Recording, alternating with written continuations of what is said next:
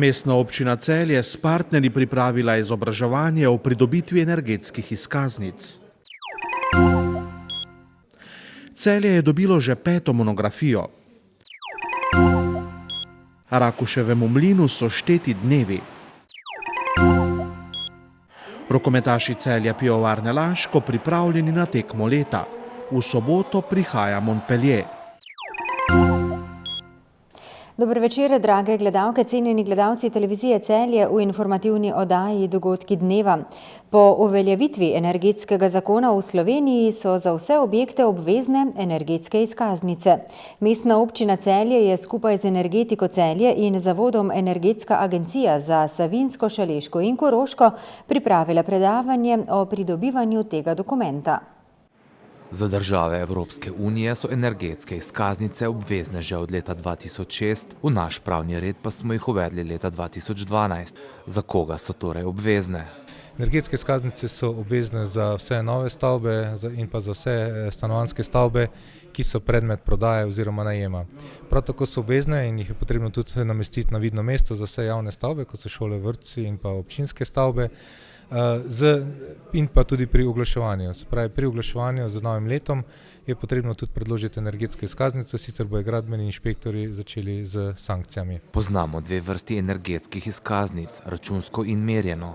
Računska energetska izkaznica se mora narediti za vse stanovanjske in pa večstanovanjske stavbe, medtem ko se za javne stavbe, šole in vrtce, ki imajo neke kontinuirane procese, pa se lahko naredi tudi merjena energetska izkaznica, s tem, da mora biti stavba v obdelavi oziroma, če rečem, v uporabi več kot 1 leto, da se lahko seveda naredi analiza rabe energije. Bistvena razlika med njima je ta, da se pri računski energetski izkaznici energetski indikatorji določijo na podlagi izračunanih vrednosti, na podlagi računanih energijskih vrednosti za neko stavbo, medtem ko se za merjenost energetske izkaznice uporabljajo dejanski podatki o dejanski rabi energije. Namen računske energetske izkaznice je predvsem ta, da se eliminira človeški faktor. Seveda mi imamo različne življenjske potrebe, nekdo lažje zdrži pri 23 stopinjah, nekdo celo pri 18 stopinjah. Računska energetska izkaznica določa energetske kazalnike pri neki konstantni temperaturi 20 stopinj za ogrevalno sezono. Pri vseh računskih izkaznicah je potem tudi referenčna primerjalna vrednost z stavbo ministrstva v Ljubljani. To pomeni, kakšne energetske kazalnike bi imela ta stavba, če bi stala na tisti lokaciji. S tem eliminiramo tudi faktor neke lokacije, tako da je popolnoma vseeno, a stavba stoji v Murski Soboti, Kopru, Velenju, Celju, Ljubljani ali pa v Portorožu. Ali je zaradi bližajočega roka 1. januarja 2015, ko je zadnji rok za ureditev izkaznice za mnoge objekte in morebitnih sankcij, treba biti plat zvona? Glede na to, da je tudi sama država zamujala pri implementaciji te direktive v naš pravni red in da so tudi ti strokovnjaki, ki imajo to licenco, oziroma da so se bili šele leta 2014, so ti roki precej kratki. Ti roki mislim, da bi bili potrebno, da jih verjetno bodo tudi inšpektori malo zmežali na eno oko, vsaj na začetku, mislim pa, da bi bilo to dobro tudi zakonsko rešiti, vsaj za eno kako leto zamakniti te kazni. Občina Celje je ena prvih, ki je pristopila k izdelavi energetskih izkaznic, ki jih trenutno premore 21 javnih objektov. Izkaznice bo do konca leta dobilo še nadaljnjih 20. V Sloveniji trenutno izdanih okoli 1000 energetskih izkaznic, vseh nepremičnin pa je 850 000. Licenciranih strokovnjakov je 250, zato velja ocena, da bi lahko stanje uredili šele z letom 2017. Celje je dobilo novo monografijo. V 1000 izvodih in po maloprodajni ceni 39 evrov jo je izdalo celjsko podjetje Fit Media. Za monografijo vlada veliko zanimanja, saj so več kot tretjino naklade prodali že v predprodaji. Celje je prvo monografijo dobilo leta 1952. Letošnja je 5. po vrsti. Fit Media je bila založnik, tudi prejšnje iz leta 2007. Prejšnja monografija iz leta 2007 je pošla, Celje je bilo brez nje, trg jo je potreboval, bilo je dosti pobud, da bi se odločili za novo monografijo, to je 5. po vrsti zdaj, če gledamo zadnjih 60 let.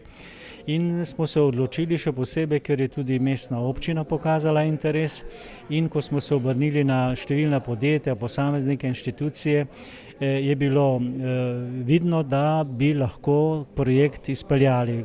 Govorim z vidika informacij, z vidika podatkov, kreacije, pa tudi finančno, ker brez prednaročniškega odkupa tega projekta ne bi zmogli. V letošnji monografiji so skušali zajeti 2000 let zgodovine knežjega mesta. Rdeča nit monografije 2014 pa je sodobna predstavitev Celja danes in prikaz njegovega razvoja v obdobju od prejšnje monografije. V zadnjih letih se je marsikaj v Celju spremenilo. Na zunaj pa tudi tisto, kar ni vidno. Govorim o trendih, govorim o postopni novi identiteti mesta, ki jo prinaša socialni, gospodarski, izobraževalni razvoj, in to smo poskušali zajeti v monografiji. Ugotovitve so zanimive. Celje še vedno ima močan steber predelovalne industrije, vendar pa nesporno postaja terciarno in kvartarno mesto. Mesto z novimi kreativnimi ekonomijami, z novimi podjetji, ki imajo svoj status na globalnem trgu, nekateri z visokimi tehnološkimi dosežki. Te določene stvari niso vidne. No, ampak kot zanimivost naj povem, da pa nekaterih podatkov nismo mogli pridobiti nikjer v Sloveniji, tako da danes recimo nismo mogli objaviti v monografiji, kakšen je bruto proizvod na prebivalca v mestni občini Celje, ker tega podatka Slovenija nima. Z eno besedo, monografija je poskus predstavitve predvsem sodobnega razvoja mesta Celje. V monografiji 2014 je več kot 200 fotografij. Avtor večine izmed njih je celjski fotograf Jure Kravanja. V tem razdobju, od zadnje monografije, sem poskušal ujeti vsa nova dogajanja v Celju, nove arhitekturne dosežke.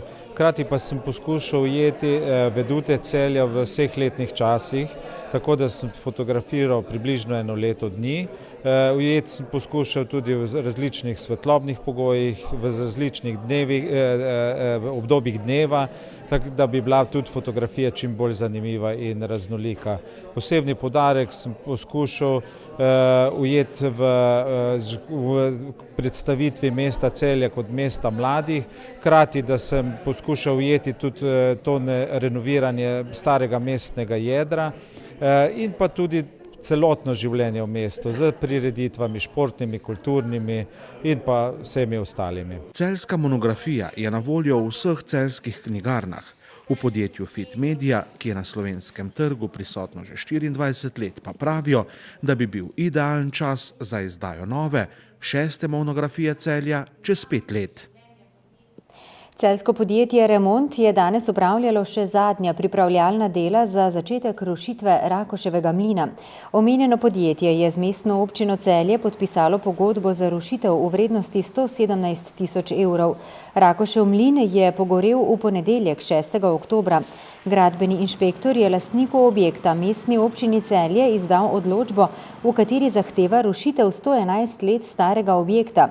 Na mestni občini Celje pa so z velikim začudenjem in ogorčenjem sprejeli izravnalni ukrep kulturnega ministrstva, ki od mestne občine Celje zaradi rušitve mlina zahteva plačilo 1,7 milijonov evrov, kolikor je bil Rakošev mlin ocenjen pred požarom. Na mestni občini Celje so že po prejemu odločbe ministrstva napovedali, da bodo zoper ta del odločbe sprožili upravni spor.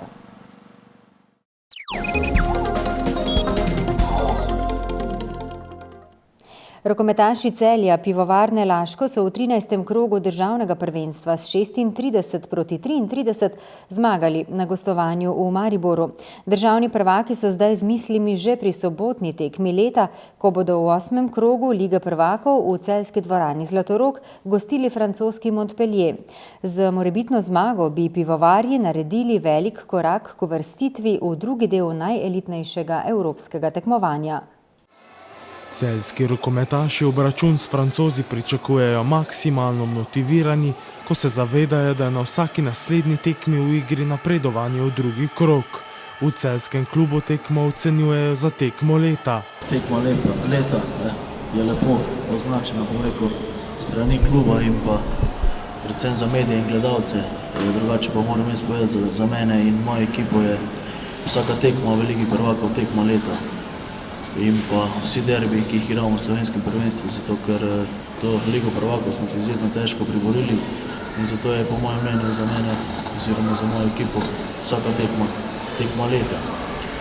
Sigurno, da imamo določene možnosti, kar so si fantje v tej težki skupini sami priborili, se pravi, da imamo marsikaj v svojih rokah, glavah, ampak treba bo biti res nekako maksimalno skozi celotno tekmo, če si želimo, bom rekel, dobiti Francoze.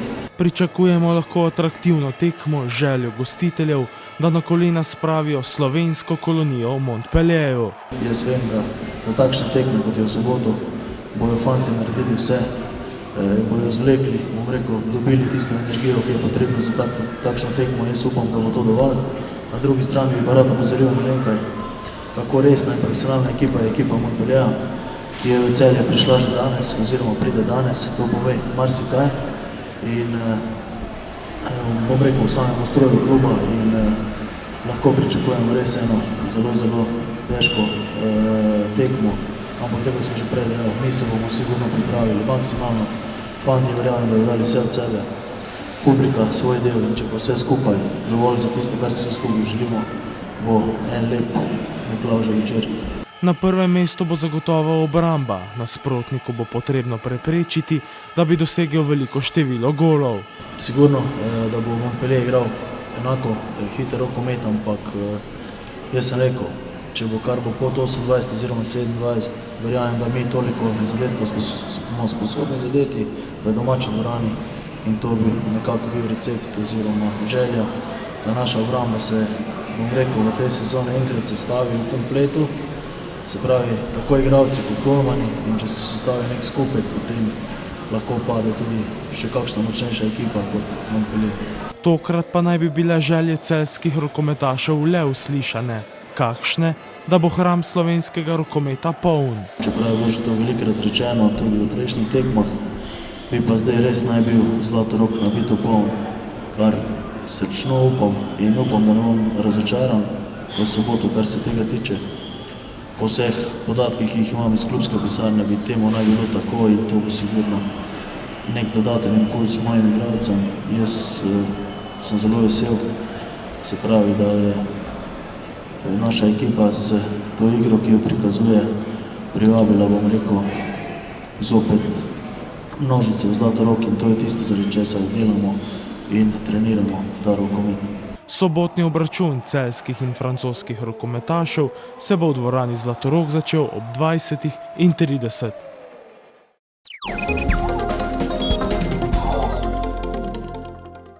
Jutri bo pretežno oblačno, omembe vrednih padavin ne bo. Burja bo prehodno oslabela. V soboto in nedeljo bo v zahodni Sloveniji pretežno oblačno in večinoma suho, drugod pa bodo občasne padavine. Meja sneženja se bo spustila na okrog 400 metrov nadmorske višine. Predvsem v severovzhodni Sloveniji bo zapihal severni do severovzhodni veter. V soboto in nedeljo bo v zahodni Sloveniji pretežno oblačno in večinoma suho, drugod pa bodo občasne padavine. Meja sneženja se bo spustila na okrog 400 metrov nadmorske višine. Toliko v današnji informativni oddaji, spoštovane gledalke, cenjeni gledalci televizije Celje. Hvala lepa, ker ste bili v naši družbi, preživite prijeten večer in bodite z nami spet jutri. Nasvidenje.